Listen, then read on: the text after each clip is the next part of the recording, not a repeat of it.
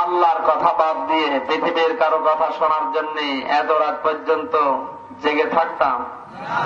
যদি প্রধানমন্ত্রীও আসতো থাকতাম? এবার আসতে হয়ে গেল সুর। বলেন, শুধুমাত্র আমার আল্লাহর কথা শোনার জন্য আমরা এসেছি। কথা বলে প্রশংসা করে বলছি আলহামদুলিল্লাহ। প্রশংসা পাওয়ার মালিক কে বলেন তো? কিন্তু এই দেশে আল্লাহ বাদে অন্য কারো প্রশংসা যত বেশি হয় সে তত ফলে। কথা বলছেন কেন? আজকে আসার সময় পড়ছিলাম হযরত ওমর বিন আব্দুল আজিজ রাহমাতুল্লাহ আলাইহি, তার জামানায় তিনি খেলাফতের মসনদে আসে। এক বিধবা মেয়ে লোক, চারটা মেয়ে, তার প্রত্যেকটাই বিবাহযোগ্য, কিন্তু বিয়ে দেওয়ার ক্ষমতা নেই, টাকা পয়সা লাগবে কিছু নাকি, স্বামী নেই। লোকজন জানিয়েছে খলিফার দরবারে যাও, কিছু না কিছু দিয়ে দেবে। বুড়ি মহিলা বলে যাবো কোন কায়দায়? 3-4টে দারোয়ান পার হওয়া লাগবে। জনগণ বলে দারোয়ান লাগবে না, 24 ঘন্টা একটা দরজা জনগণের জন্য উন্মুক্ত করা আছে। আজ দেশের প্রত্যেকটি দায়িত্বশীল যদি এই আচরণ করতো আমাদের সাথে, রিলিফের গম নেওয়ার জন্য তার বাড়িতে ধর্ণা দেওয়া লাগতো না। কথা বলে না কেন? আপনাদের এলাকায় রাস্তাঘাটের যে অবস্থা, যত দুর্যোগ সব আল্লাহ এই এলাকায় দিয়েছে। এই জন্য দয়া করে প্রধানমন্ত্রী আপনাদের মন্ত্রিত্ব দিয়েছে একেবারে ওইটাই। কথা বলছে না কেন? রাগ করলেন? ডেলিভারি রাস্তা, রাস্তায় যদি কোন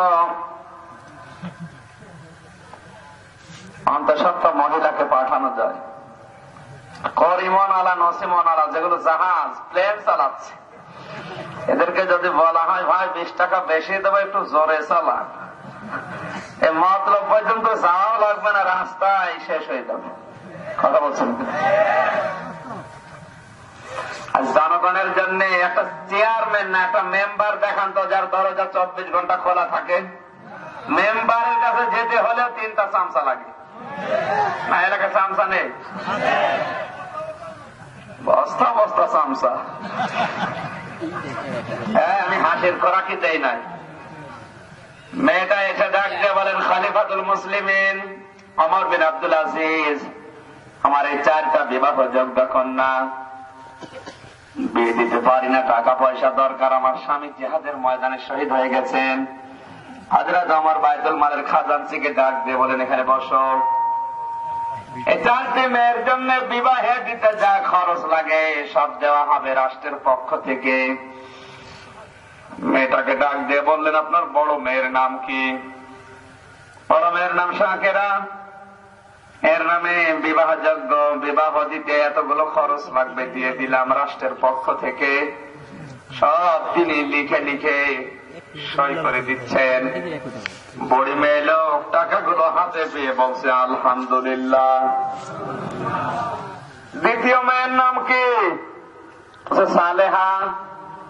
দ্বিতীয় মেয়ের জন্য এই টাকাগুলো বরাদ্দ করলাম। মেয়ে লোকটা বলছে আলহামদুলিল্লাহ। তৃতীয় মেয়ের নাম কি? সবেদা। এর জন্য এই টাকাগুলো বরাদ্দ করলাম। মেয়ে লোকটা এবার বলছে হাইয়াকাল্লাহ। এতক্ষণ বলছিল আলহামদুলিল্লাহ, আর এবার বলছে হাইয়াকাল্লাহ। হযরত ওমর বিন আব্দুল আজিজ লেখা বন্ধ করে দিলেন, ডাক দিয়ে বললেন, আপনার সাহায্য আর হবে না, আপনি চলে যান। বুড়ি মহিলা ডাক দিয়ে বলে, খলিফা এতক্ষণ তো ভালোই দিচ্ছিলেন, নিচ্ছিলাম আর আলহামদুলিল্লাহ বলছিলাম, বন্ধ করে দিলেন। হযরত ওমর বিন আব্দুল আজিজ বলে, বুড়ি মা এতক্ষণ যেগুলো দিয়েছি বড় মেয়ে মেজ মেয়ে, আপনি আলহামদুলিল্লাহ বলে আল্লাহর প্রশংসা আদায় করলেন।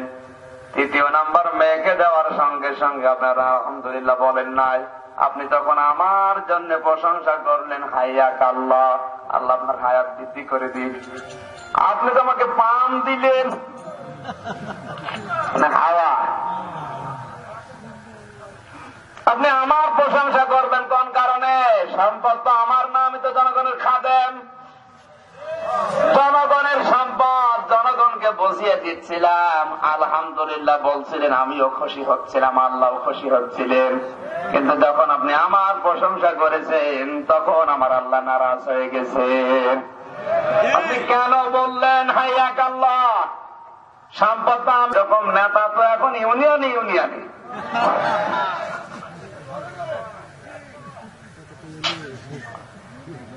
প্রশংসা যার করা যায় না তারই মন খারাপ হয়ে যায়।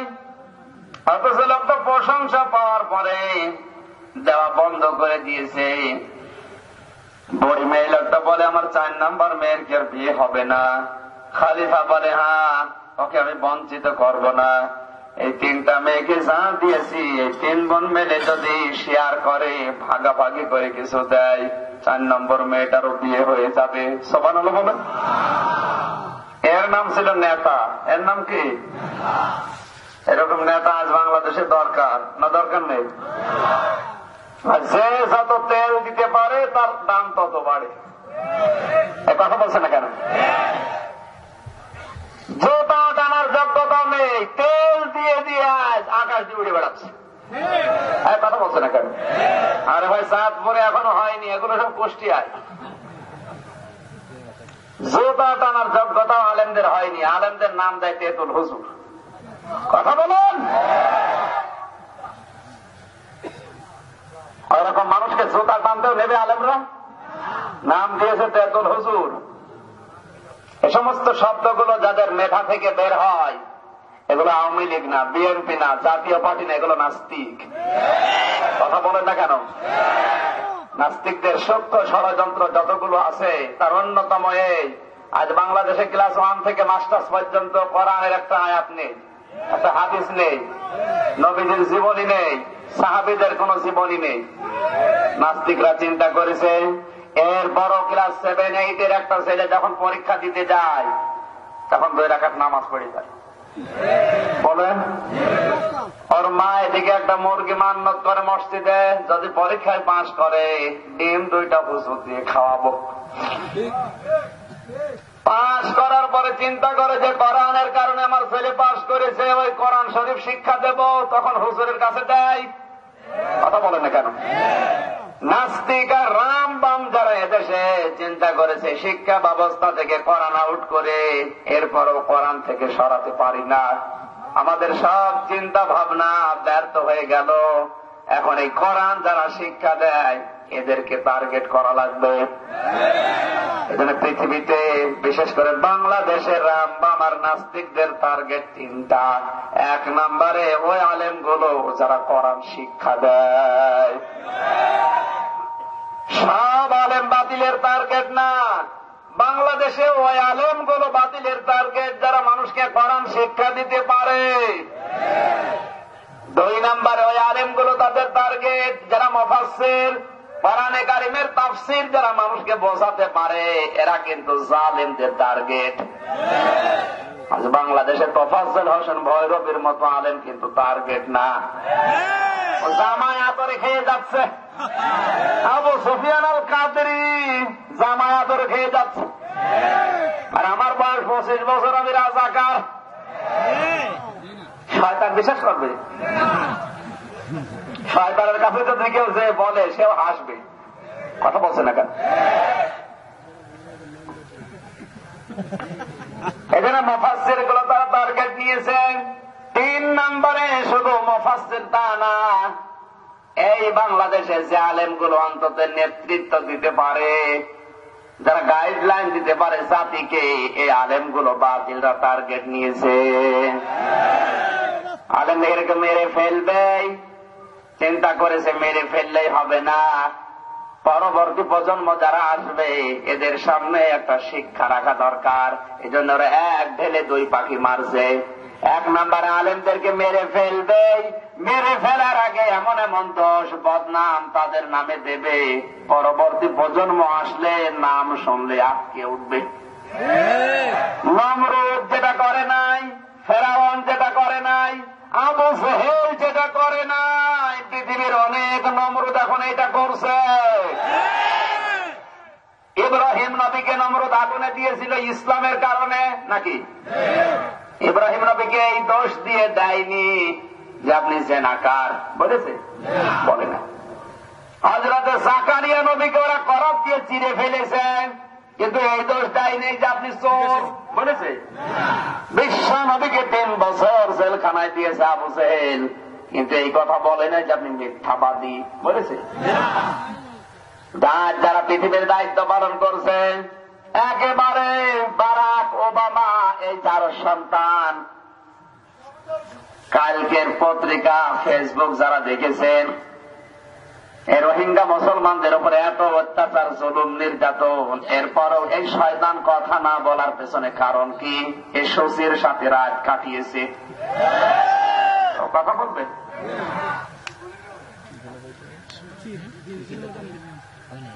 এই জন্য ভাবতাম যে শয়তান কথা বলে না কেন, এসব মুসলমানের ছেলে, ও মুসলমান, ও 10 লাখ টাটকা ফারুজ, নয়তো অং সান সুচির মতো কোলাঙ্গার, পৃথিবীর সবচেয়ে নিকৃষ্ট মহিলা এখন এটা, তার সাথে রাত কাটাতে পারে? কথা বলুন। এই জন্য চাপ দেয় না। আমার ভাইরা, আমি শিক্ষা দিচ্ছিলাম,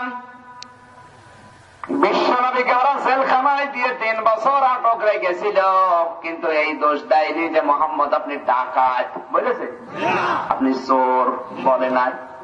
আজ যারা বিশ্ব আলেমদেরকে শুধু মেরেই ফেলতে চাচ্ছে না, মেরে ফেলছে, মেরে ফেলার আগে এমন এমন দোষ দিচ্ছে যেটা শয়তান পর্যন্ত বিশ্বাস করে না।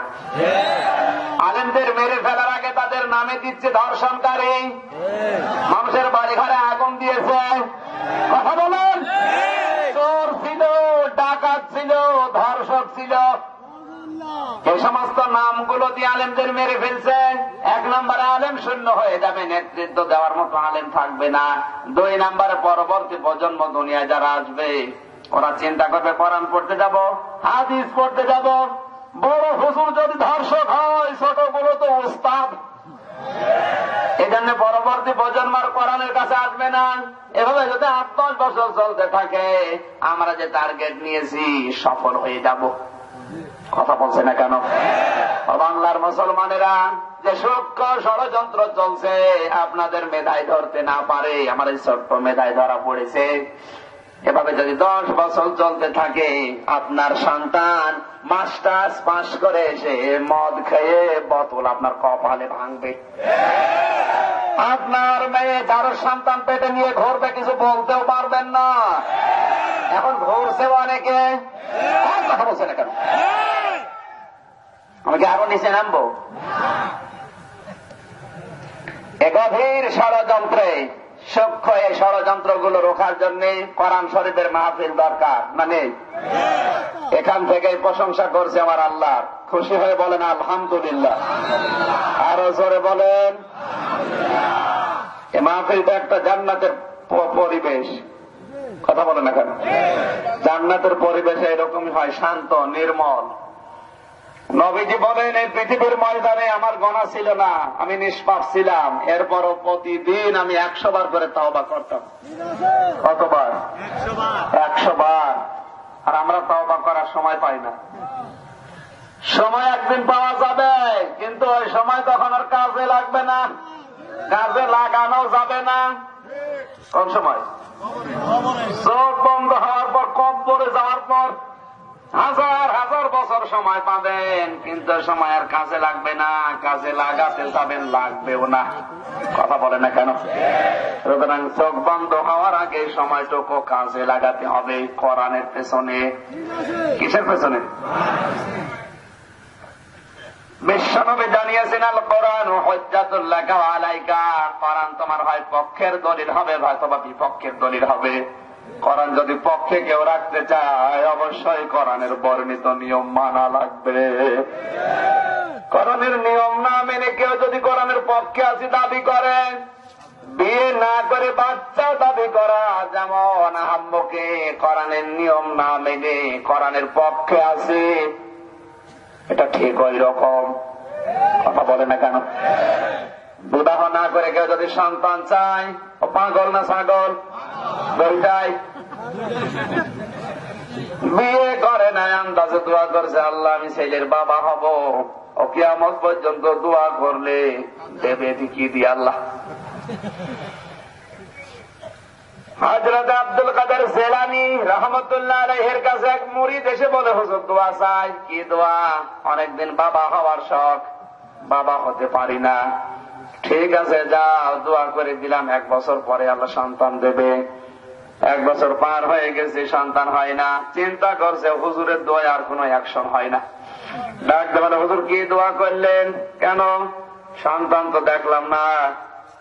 আব্দুল কাদের জিলানী বলে, আল্লাহকে দোয়া, আল্লাহর কাছে দোয়া করলে আল্লাহ তো কবুল করে, কবুল হচ্ছে না কারণ কি?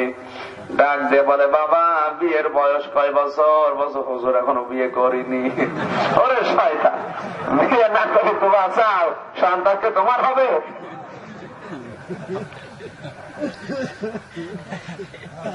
আজ কোরআনের পক্ষে আছে, এই স্লোগান দিলেই শুধু হবে না, এর নিয়ম নীতিগুলো মানা লাগবে। কথা বলুন। এত শক্ত শক্ত ষড়যন্ত্র চলছে কোরআনের বিরুদ্ধে। আজ বাংলাদেশের কয়েকটা আয়াত এই দেশে এখন আর বলাই যায় না। কথা বলছে না কেন? গত 15 দিন যেখানে মাহফিল ছিল, পুলিশ অফিসার এসে কান্নাকাটি করছিল। ভাই আপনি কাঁদেন কেন? হুজুর আমি আজকের রাতে, গতকালকের রাত্রে আমার এই হাত দিয়ে কোরআনের হাফেজকে আমি মেরেছি। আমি বললাম মারলেন কেন? তার কাছে জিহাদি বই পাওয়া গেছে এই অভিযোগে।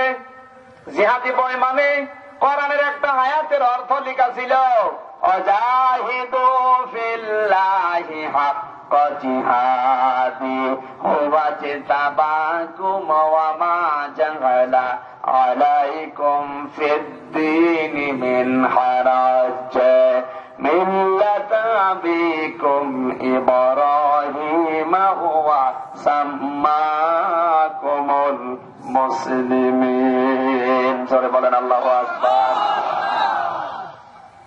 এই বই পাওয়ার অপরাধে উপরের চাপ ছিল, ধরে নিয়ে আসো। আমি ধরে নিয়ে আসলাম, হাজতখানায় দিয়ে এমন পিটানো পিটিয়েছি, কোরআনের হাফেজ অজ্ঞান হয়ে গেছে। আমি নিজেও একজন হাফেজের সন্তান। বাড়িতে যে ঘুমিয়ে আছি, আমার বাবা যেহেতু হাফেজ জানতে পেরেছে, এই জন্য এসে আমার বাবা আমাকে ধরে থাপড়াচ্ছে আর ডাক দিয়ে বলে, কেন তুই কোরআনের গায়ে হাত দিলি?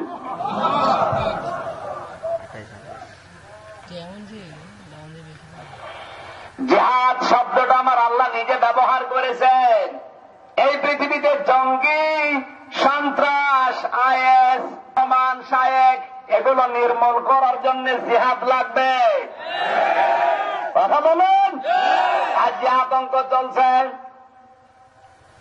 ঢাকার ওই বড় হোটেলটা থেকে শুরু করে বাংলাদেশের প্রত্যেকটা জেলার যে আতঙ্ক, জঙ্গি, এই জঙ্গি নির্মূল করার জন্য জিহাদ লাগবে।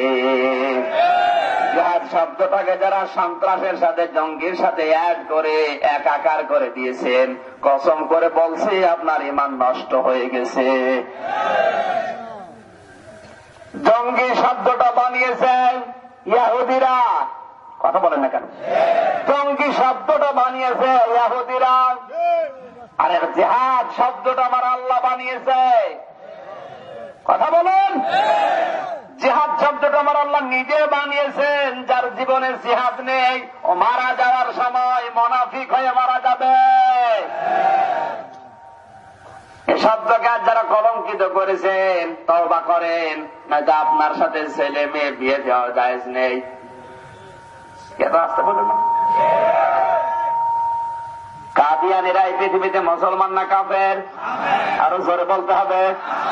কাদিয়ানীদের সাথে ছেলে মেয়ে বিয়ে দেওয়া জায়েজ আছে? কেউ যদি বিয়ে দেয় বিয়ে হবে?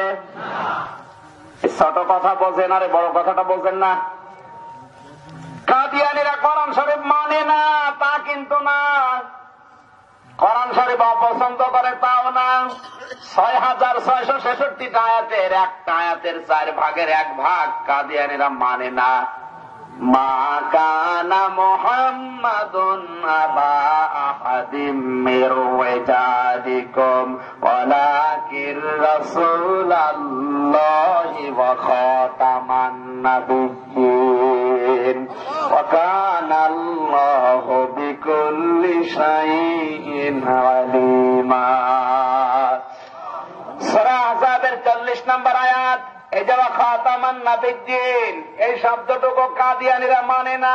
ওরা বলে মুহাম্মদ শেষ নবী না, গোলাম আহমদ কাদিয়ানী শেষ নবী।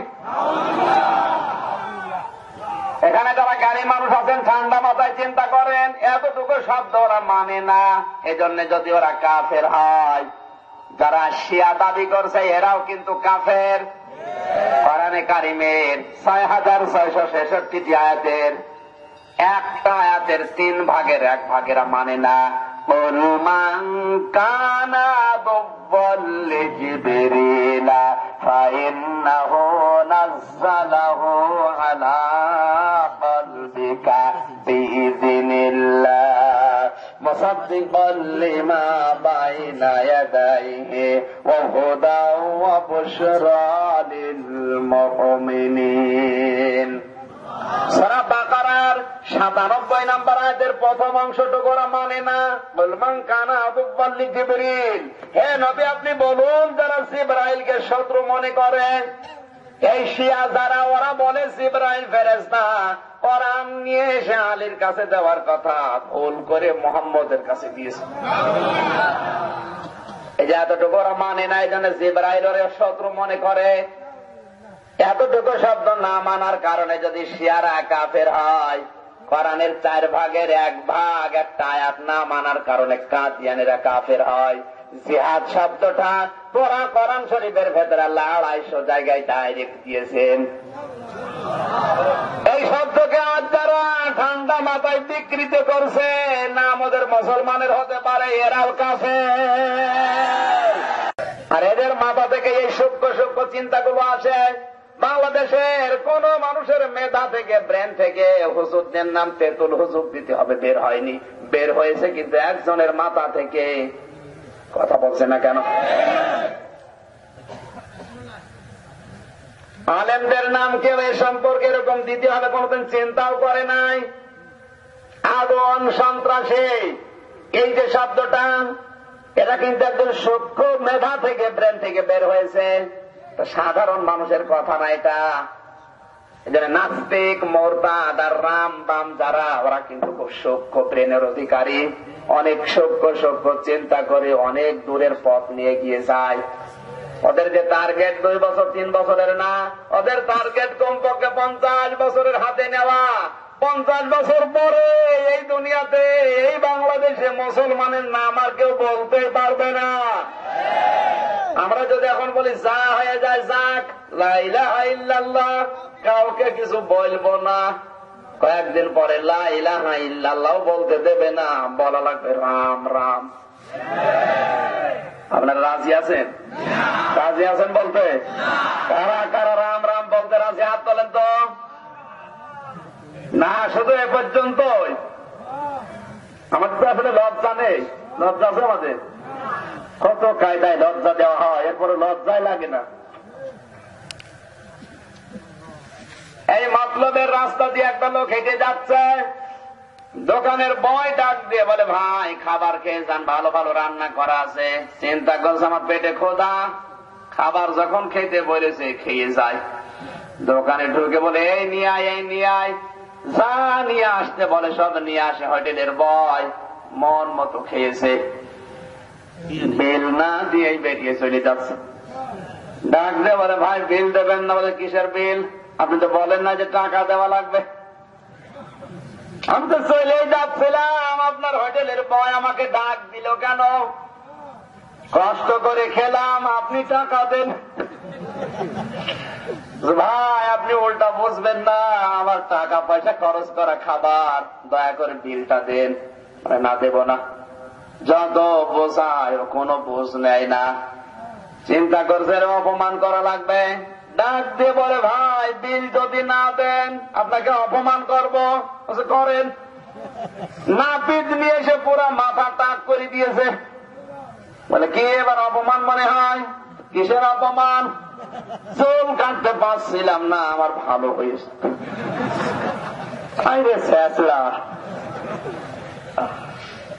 চিন্তা করছে হবে তো অপমান হয়নি, কি করা যায়? মাথার উপরে ঘোল ঢেলে দিয়েছে। ছোট ছোট ছেলে মেয়েদেরকে বলে তোরা হাত তালি দে আর পোড়া মতলব শহর ঘুরে নিয়ে বেড়া। পোড়া শহর ঘোরানোর পরে ডাক দিয়ে বলছে এবার অপমান মনে হয়। বলছে কিসের অপমান? হাজার হাজার টাকা খরচ করে মানুষ এত আনন্দ পায় না। লজ্জা আছে? লজ্জা দিলেও লজ্জা লাগবে।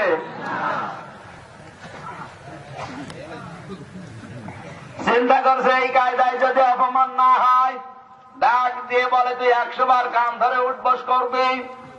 বলছে ধরব কান, যাই যাক মান, তাও হব না অপমান। 100 বার কান ধরে ওটা বসা করার পরে জিজ্ঞাসা করে এবার কি অপমান মনে হয়? কিসের অপমান? আমার ব্যায়াম হচ্ছিল।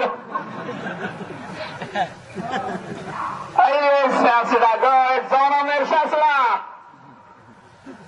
আজ পৃথিবীতে অনেক শাসরা এমন আছে বস্তা ভর্তি টাকা ধরা পড়ে, এরপর ওর মান যায় না। কথা বলছে না কেন? নাকি বেশি বলে ফেললো? নাকি রাগ করলেন? হাতে রাতে প্রমাণ পাওয়া যায়, এরপরও স্বীকার করে না। পৃথিবীর মানুষ যদি 2টা জিনিস বৃদ্ধি করতে চায়, কয়টা বলেন? 1 নম্বরে হায়াত, 2 নম্বরে সম্পদ। মানুষ তো এটাই চায় না? এখানে যারা আছে কোন পাগলেও কি এটা চাইবে না এমন আছে? সবাই চায় আমার হায়াত বৃদ্ধি হয়ে যাক। পৃথিবীর মানুষের বিভিন্ন চাহিদা থাকে। কেউ চায় আমার সম্পদ বৃদ্ধি হোক, কেউ চায় আমার ছেলে মেয়ে বৃদ্ধি হোক, অনেকে চায় আমার বউ বৃদ্ধি হোক। যেমন চাচা এরশাদ ফেসবুক আজকে যারা দেখেছেন, চাচা এরশাদ স্ট্যাটাস দিয়েছে আমার যৌবন এখনো অটুট।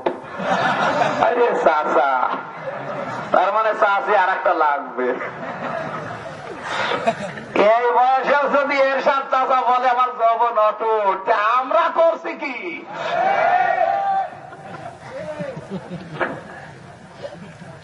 চাচা আমাদের বেশি, চাচি বেশি না কম বলেন? আরে ভাই, হিসাব করা চাচি তো কয়টা? হিসাব ছাড়া চাচি আল্লাহ জানে। কথা বলছেন এখানে? চাচার জন্য দোয়া করছে, আল্লাহ তুমি চাচা যৌবন আরো বাড়িয়ে দাও, আমাদের চাচি বাড়ুক। নাকি চাচির দরকার আছে না নেই? আছে। এক একজনের চাহিদা থাকে এক এক রকম।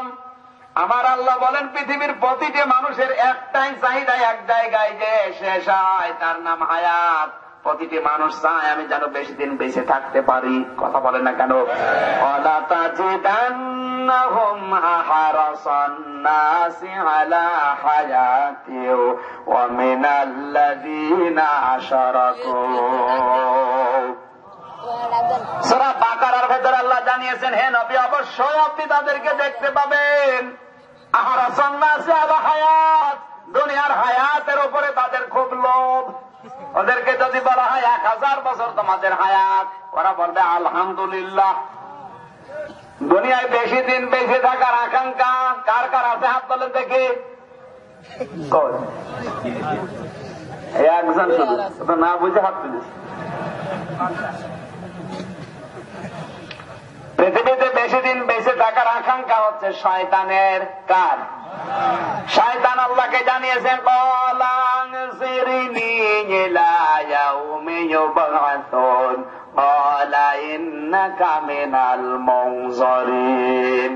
আল্লাহ আমি বেশি দিন হায়াত চাই, বাঁচতে চাই। আল্লাহ বলেন যা তোর হায়াত বাড়িয়ে দিলাম। এজন্য শয়তান বাঁচবে কিয়ামত পর্যন্ত। কতদিন বলেন? আজ পৃথিবীর দিকে তাকান, শয়তান মার্কা মানুষগুলো বেশি দিন বেঁচে থাকে। এই যে অং সান সুচি, শয়তানের খালাতো বোন। বলুন, চামড়া জড়ো হয়ে যাচ্ছে, ওর মরণের কোন চিন্তা আছে? সুচির হাজারো বোন আজ পৃথিবীতে ঘুরতেছে, চামড়া জড়ো হয়ে যায়, মরে না। কথা বলছে না কেন? এদেশের দিকে তাকান, অনেকে আজ চামড়া জড়ো হয়ে মরে যাবে। আমরা মরে যাই, ও শয়তানের মরণ নেই। বেশি দিন বেঁচে থাকার আকাঙ্ক্ষা, বেশি দিন বেঁচেও থাকে যারা শয়তান। কথা বলেন না কেন? 2 নম্বরে শয়তান বলেছে আল্লাহ আমি টাকা পয়সা চাই, পাওয়ার চাই, ক্ষমতা চাই। আল্লাহ বলেন দিয়ে দিলাম। আজ বাংলাদেশের দিকে তাকান, টাকা পয়সা ক্ষমতা যাদের বেশি, এবার ইসলামের বিরুদ্ধে বেশি না বেশি বললাম? এখানে দুনিয়ায় এই 2টা জিনিস যারা বৃদ্ধি করতে চায়, আমার আল্লাহ 1500 বছর আগে জানিয়েছেন, ফাকুল তাস্তাগফিরু রাব্বাকুম ইন্নাহু কানা গফফারা ইউরসিলিস সামাআ আলাইকুম মিদরারা ওয়া ইউমদিদকুম বিআমওয়ালিহি ওয়া বানিনা وَيَجْعَلْ لَكُمْ جَنَّاتٍ وَيَجْعَلْ لَكُمْ أَنْهَارًا। সূরা নূহ 10 নম্বর, 11 নম্বর, 12 নম্বর, 13 নম্বর আয়াত। আল্লাহ পাক বলেন, হে নবী আমার বান্দাদেরকে বলুন তারা যেন তার রবের কাছে তওবা করে ক্ষমা চায়। ক্ষমা চাওয়া লাগবে, মাপ চাওয়া লাগবে কার কাছে বলুন? নাকি কোন বাবার পা ধরে, কোন নেতার পা ধরে? কার কাছে? ইন্নাহু কানা গফফারা। আল্লাহ শুধু গফফার না, গফফার। যারা গ্রামার বোঝে জিজ্ঞাসা করেন, অবশ্যই আপনার রব তিনি ক্ষমাশীল। গফফার না যে আল্লাহ গফফার দিয়েছেন, সুবহানাল্লাহ বলতে পারেন না? আমি আল্লাহ পাক বলছি যারা ক্ষমা চাইবে, তওবা করবে, তাদের জন্য আমি পুরস্কার দেব কি ইউরসিলিস সামাআ আলাইকুম মিদরারা। আকাশের অজস্র বৃষ্টির ধারা আমি আল্লাহ তাদের উপরে ছেড়ে দেব। ওয়া ইউমদিদকুম বিআমওয়ালি ওয়া বানিনা, তাদের সম্পদ আদি দুনিয়ায় বৃদ্ধি করে দেব। তাদের টাকা পয়সা, তাদের সন্তান আদি আমি আল্লাহ বৃদ্ধি করব। এই সম্পদ বলতে শুধু টাকা পয়সাই না, যেহেতু মালের বহু বচন আমওয়াল আল্লাহ দিয়েছেন, দুনিয়া চালাতে যা লাগে সব সম্পদ আমি তাদের হাতে তুলে দেব। সুবহানাল্লাহ বলতে পারেন নাই? সন্তান বলতে শুধু জন্ম দেওয়া সন্তান না, সন্তান দলীয় সন্তান, রুহানি সন্তান, জন্ম দেওয়া সন্তান। কত সন্তান পৃথিবীতে আছে, কিন্তু সন্তানদের দ্বারা উপকার হয় না, অপকার বেশি হয়। বিশ্ব নবী মুহাম্মদুর রাসূলুল্লাহকে আল্লাহ সন্তান দিয়েছিলেন, দুনিয়াতে উপকার করবে তার আগে আল্লাহ তুলে নিয়েছেন। কিন্তু নবীকে আল্লাহ সান্ত্বনা দিয়েছেন, হে নবী আপনি যেহেতু তওবা করেন বেশি বেশি, এজন্য বানিন শব্দটা দিলাম। এত সন্তান আপনাকে আমি আল্লাহ দান করবো, রুহানি সন্তান। কিয়ামত পর্যন্ত কেউ আপনার সম্মান নিয়ে যদি টানাটানি করে, রুহানি সন্তানগুলো জীবন দিতে প্রস্তুত হয়ে যাবে। এই চাঁদপুরে রুহানি সন্তান আছে না নেই? কারা কারা নবীর রুহানি সন্তান দেখি? আল্লাহু আকবার।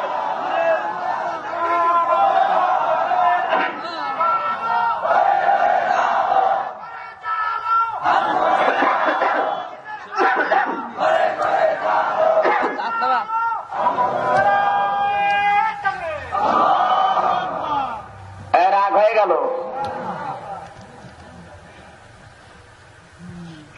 আমাদের যদি এই 2টা জিনিস বৃদ্ধি এখনো করতে চাই, তওবা করা লাগবে বেশি বেশি। কি কথা বলেন? আর তওবা মানে শুধু আস্তাগফিরুল্লাহ রাব্বি মিন কুল্লি যামবি ওয়া তুবু ইলাইহি। তওবা শব্দটা যত জায়গায় পেয়েছি, তাওবাতুন নাসুহার ব্যাখ্যায় আমার আল্লাহ তাফসীরের ভেতরে, কোরআন শরীফের ভেতরে 3টা অর্থ আমি পেয়েছি। তাওবা যদি কেউ কবুল করাতে চায়, 3টা শর্ত মেনে নেওয়া লাগবে। 1 নাম্বার আপনাকে বলা লাগবে আমি অপরাধী। 2 নাম্বারে আপনাকে অনুতপ্ত হওয়া লাগবে, অনুশোচনা করা লাগবে। 3 নাম্বারে জীবনের মতো অন্যায় কাজ থেকে ফিরে আসা লাগবে। এর নাম তাওবা। বলুন। সুতরাং আজ যারা সুদ খান, সুদের যেই টাকায় ছাড়া আছে, তাওবা যদি করতে যান, অতিরিক্ত টাকা এই মুহূর্তে ছেড়ে দেওয়া লাগবে। তাহলে আপনার জীবনের গুনাহগুলো আল্লাহ এই মুহূর্তেই মাফ করে দেবে। কারণ দারুমা বাকিয়া মিনার রিবা ইন কুনতুম মুমিনিন, যদি মুমিন দাবি করো, অতিরিক্ত যে টাকাগুলো, টাকার উপরে টাকা ছেড়ে রেখেছে, এই টাকা ছেড়ে দাও। সুদের যে বকেয়া, এখানে যদি কোন সুদ খর থাকেন একটু হাত তুলে দেখান। আলহামদুলিল্লাহ, চাঁদপুর জেলায় সুদ নেই। আপনি তো তওবা করার জন্য এসেছেন কোরআনের মাহফিলে। 3 নম্বর শর্ত বলছি, যে যে অপরাধে আছে এই মুহূর্তে ওখান থেকে ফিরে আসা লাগবে। এর নাম তওবা। বলুন, নাকি পীর সাহেব পাগড়ি ছেড়ে দেবে, পাগড়ি ধরে কানবেন আর বলবেন আস্তাগফিরুল্লাহ, হয়ে গেল। যারা সুদ খায় ওদের অন্তর পুরো আমার আল্লাহ বলেন আমি কঠিন বানিয়ে দেয়। ওদের অন্তরে কোনো মায়া দায়া থাকে না, ইমানটা আমি আল্লাহ তুলে নেই। আর যারা সুদ খায় ওরা যেন আমি আল্লাহ আর রাসূলের সাথে যুদ্ধের জন্য প্রস্তুতি নেয়। বিশ্বাস করেন, যদি সুদের অতিরিক্ত এই টাকাগুলো আপনি ছেড়ে দেওয়ার সিদ্ধান্ত নিতে না পারেন, কিয়ামত পর্যন্ত নামাজ পড়ে যাবেন, মাথার উপরে উঠবে না। কারা কারা রাজি আছেন সুদের এই বকেয়া টাকা ছেড়ে দিতে? হাত তোলেন দেখি। এই কয়টায়? ধরা পড়ে গেছে আল্লাহ আসল মাল। বলেন,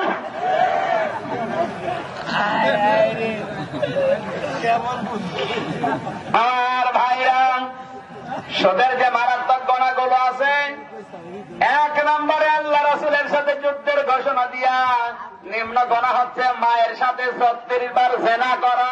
জোরে বলেন নাউজুবিল্লাহ। কিন্তু আমাদের বাংলাদেশের সুখের বিষয়, আনন্দের বিষয়ে, বাংলাদেশের অধিকাংশ মসজিদের সভাপতি সেক্রেটারি সুদখোর। কি আনন্দের বিষয়? বললে যে আনন্দের বিষয়। অন্তত চাঁদপুর জেলায় সুদখোর সভাপতি সেক্রেটারি নেই।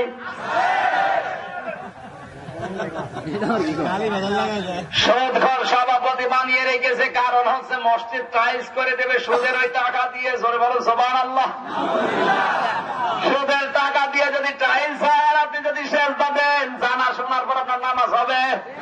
বলুন, এরকম দায়িত্বশীল যারা আছে যে সমস্ত মসজিদে, এখনই বাদ দিয়ে দেন। সুদের টাকায় টাইলস বানিয়ে ওই টাকার টাইলসে নামাজ পড়ার চাইতে খেয়ের উপরে নামাজ পড়া ভালো। কথা বলছে না কেন? সাহাবীদের মসজিদ গুলো দেখে আসলাম, আগের জামানার মসজিদের এখনো চিহ্নগুলো আছে। মদিনার মিউজিয়ামে গিয়েছিলাম, বিশ্ব নবী খেজুর পাতা দিয়ে, খেজুরের বাকল দিয়ে যে মসজিদ বানিয়েছিলেন, মসজিদ গুলো ছিল কাঁচা কিন্তু ইমান ছিল পাকা। আর এখন আমাদের মসজিদ গুলো বড় বড় বিল্ডিং, মোজাইক করা, আর ইমান যা হয় ওর ভেতরে একেবারে দুর্বল। বাংলাদেশে এমন কোন মসজিদ নেই যে মসজিদে হেদায়েতের হক কথা বলে টিকে থাকা যায়, একটা নেই। যেখানেই বলে তারপরের দিন বলে হুজুর আপনারা দরকার নেই। কেন? আপনি সুদের কথা বললেন কেন? নামাজের কথা বলেন। নামাজের কথা বলবো, সুদ খেলে যে নামাজ হয় না ওইটা তো আগে দরকার। কথা বলেন না কেন? তাওবা যারা করতে চান এই 3টা শর্ত মেনে নিন। যদি না নিতে পারেন, কিয়ামত পর্যন্ত এখানে মাহফিল শুধু হয়ে যাবে, আমাদের জীবনে কোনো উপকার হবে। কথা বলছে না কেন? আদম নবীকে আল্লাহ মাফ করার পেছনে কারণে তিনি অপরাধ স্বীকার করেছিলেন, আর শয়তানকে মাফ না করার পেছনে কারণে অপরাধ করার পরও স্বীকার করে নাই। ও আর্গুমেন্ট পেশ করেছে, আল্লাহ আমি ওর পেটে ভালো। আজ পৃথিবীতে অপরাধ করার পরে যারা স্বীকার করতে চায় না, ওটা মানবরূপী শয়তান। কম ধরার পড়ার তামাম পৃথিবী জেনেছে যে 2 নাম্বার কম, এরপরও অনেকে স্বীকার করে নাই। কথা বলছে না কেন? শয়তানকে যদি আল্লাহ মাফ না করে, এরকম মানুষকে মাফ করবে কি দেখে বলেন? আপনাকে মাফ করবে না, কোরআন হাদিস প্রমাণ করছে। এখন যদি রাগ করেন আমার উপরে, রাগ করেন কোরআন শরীফের উপরে। কথা বলছে না কেন? রাগ কোরআনের উপরে করবে যে না। শয়তানকে আল্লাহ মাফ করে নাই একটা কারণে, অপরাধ স্বীকার করতে চাচ্ছিল না, ও করেও নাই। এজন্য আল্লাহকে মাফ না করে জান্নাত থেকে বিতাড়িত করে 2টা জিনিস থেকে বঞ্চিত করেছে। 1 নম্বরে শয়তানকে কোনদিন ক্ষমা করবে না, 2 নাম্বার কোনদিন শয়তানকে আমার আল্লাহর জান্নাতে দেবে না। আজ মানবরূপী সন্তানের ভেতরে তারা অপরাধ করার পরে স্বীকার করতে চায় না। কসম আল্লাহর, আপনাকে আল্লাহ মাফ করবে না, জান্নাতেও দেবে না। যদি আপনাকে মাফ করে দিতে হয় তাহলে শয়তানকেও মাফ করা লাগবে। তাই কথা বলছে না কেন? আল্লাহর কাছে যদি কেউ অপরাধ করে, আমার আল্লাহ বলেন আমি ইচ্ছা করলে মাফ করেও দিতে পারি, ইচ্ছা করলে আযাবও দিতে পারি। ফায়াগফিরু লিমান ইয়াশা ওয়া ইউআযযিবু মান ইয়াশা আল্লাহু আলা কুল্লি শাইইন কাদির। আমি আল্লাহ যাকে ইচ্ছা ক্ষমা করতে পারি, যাকে ইচ্ছা শাস্তি দিতে পারি, আমার ইচ্ছা। কিন্তু এটা আমার কাছে হওয়া লাগবে। সিস্টেম অপর পৃষ্ঠায় দেখুন, আমার আল্লাহ বলেন কোন বান্দা বান্দি যদি অন্য কোন বান্দার কাছে অপরাধ করে, ওই বান্দার কাছে মাফ না চাওয়া পর্যন্ত আমি মাফ করব না। এই কথা বলে না কেন? আপনার কোন অপরাধ যদি আমার কাছে হয়ে থাকে, আমার সম্মান নষ্ট করেছেন, আমার টাকা পয়সা আত্মসাৎ করেছেন, আমার পেছনে হামলা মামলা দিয়ে মিথ্যা মামলা জড়িয়েছেন, যতদিন পর্যন্ত আমি আপনাকে মাফ না করব ততদিন আল্লাহ মাফ করবে না। না বানিয়ে বললাম? কোরআনে কারীম জানিয়েছে ওমাইয়া কাসাবা খাতিয়াতান আও ইসমান সুম্মা ইয়ারমি বিহি বারিয়ান ফাকাদ হিতামালা বুহতানা ওয়া ইসমান মুবিনা। সূরা নিসা 5 নম্বর পারা 15 নম্বর পৃষ্ঠা 10 নম্বর লাইনের 112 নম্বর আয়াত। এই দুনিয়ায় অনেক মানুষ আছে নিজে অন্যায় করে, আর অন্যায়টা একটা ভালো মানুষের উপরে চাপিয়ে তাকে কালাম করে দেয়। আরো আসতে বলেন, এদেশের এরকম মানুষ কম না বেশি? আরো জোরে বলেন। আমরা মনে হয় এর ভেতরে নেই। তাওবায় 3টা শর্তের উপরে কোরআন হাদিসের দলিল আছে। সূরা তাহরিম 8 নম্বর আয়াতের ব্যাখ্যা বললাম, ইয়া আইয়ুহাল্লাযীনা আমানু তুবু ইলাল্লাহি তাওবাতান নাসুহা। আল্লাহ আমাদেরকে কবুল করে নিন, এই তওবা করে যেন বাড়ি যেতে পারি। বলেন দরুদ আর সালাম। এই মাসে বিশ্ব নবীকে আল্লাহ পাঠিয়েছিলেন, এজন্য তার উপরে দরুদ সালাম পাঠ করছি। সকালে বলছি সাল্লাল্লাহু। আজকের আলোচনার বিষয় হচ্ছে ষড়যন্ত্র। কি বললাম? মন খারাপ হয়ে গেল? এখনো তো শুরুই হয়নি। ষড়যন্ত্র কিভাবে চলেছে, কিভাবে চলছে, কিভাবে চলবে, এই আয়াত আজকে বলে দেবে। সূরা ইব্রাহিমের 46-47 নম্বর আয়াত। সূরা ফিলের 2টা আয়াত আমি পড়েছি। যতটুকু কথা আল্লাহ এর ভেতরে দিয়েছে আমি চেষ্টা করব আবিষ্কার করার। কারণ কোরআন শরীফ নিয়ে যত গবেষণা করবেন, নাড়াচাড়া করবেন, তত নতুন নতুন তথ্য আল্লাহ হাতে ধরিয়ে দেবে। এজন্য জবান ছেড়ে পড়েন আউযু বিল্লাহি মিনাশ বিসমিল্লাহির রহমানির রহিম। আলাম তারা কাইফা ফাআলা রাব্বুকা বিআসহাবিল ফিল আলাম ইয়াজআল কাইদাহুম ফি তাদলিল। ফিল নাম কি সূরা? আরো জোরে বলো। অনেকে মনে করছে ফিল যখন পড়েছেন, ফিল মানে যাও তো পাওয়া যায় না। পাওয়া যায়, সচরাচর পাওয়া যায়। ফিল মানে কি? হাতি। হাতি যেহেতু পাওয়া যায় না, আওয়াজ কমে যায় কেন? মাইকের কানে আওয়াজ দরকার ভাই। দুই দিককার মাইক 2টা আমার কানের দিকে দেন, এমনিতে গলা ব্যথা করছে। নাকি শেষ করে দেব? আমার ভাইরা, কোরআন শরীফ যেভাবে শুনতে হয় আরো অ্যাক্টিভ হওয়া লাগবে। এদিকে তাকান। ফিল মানে হাতি। যারা মনে করছেন সচরাচর পাওয়া যায় না, হুজুর হয় সুন্দরবনে যাক অথবা চিড়িয়াখানায় যাক, এখানে আলোচনা করে তেমন লাভ হবে না। কিন্তু এই সূরার ভেতরে আমার আল্লাহ এত কথা জানিয়েছেন, আমার মনে হয় বাংলাদেশের অবস্থা দেখে দেখে আল্লাহ এই সূরা নাজিল করছে। আজ খাপের খাপ, মুনতাজের বাপ মিলিয়ে যাবে। কথা বলছেন এখন? আলাম তারা কাইফা ফাআলা রাব্বুকা বিআসহাবিল ফিল। ফিল, হে নবী আপনি কি হাতিওয়ালাদের সাথে আপনার রবের ব্যবহার লক্ষ্য করেছেন? এখানে কিন্তু আল্লাহ তারা শব্দটা দিয়েছেন। তারা মানে এই চোখ দিয়ে দেখা, তারা মানে কি বলেন? অথচ এই সরাটা, এই ঘটনাটা তৈরি হয়েছে, সৃষ্টি হয়েছিল বিশ্ব নবী জন্মের 50 দিন আগে। নবীজি দুনিয়ায় আসার 50 দিন আগে ঘটনা ঘটে গেছে। নবী কি দেখেছে? ধরে বলেন। তাহলে তারা শব্দ আল্লাহ দিলে কেন? ভুল। জিনা মানে এখানে আসেন, তারা মানে চোখ দিয়ে দেখা। আল্লাহ নাজারা দিতে পারতেন। আলাম নাজারা কাইফা ফাআলা, নাজারা না দিয়ে তারা দিলেন কেন? মুফাসসিরিন ইকরাম যতগুলো কওল দিয়েছেন তাফসীরে তাবারী থেকে বলছে, 1 নম্বরে কওলে পৃথিবীর মুসলমানেরা চোখে দেখা জিনিস যেমন বিশ্বাস করে, তার চাইতে বেশি বিশ্বাস করে আল্লাহর কোরআনের কথা। এখানে চোখে দেখা জিনিস আমরা অত বিশ্বাস করি না যত বিশ্বাস করি আল্লাহর কোরআন। কথা বলে ঠিক কিনা? আর নবীর বিশ্বাস তো আরো বেশি।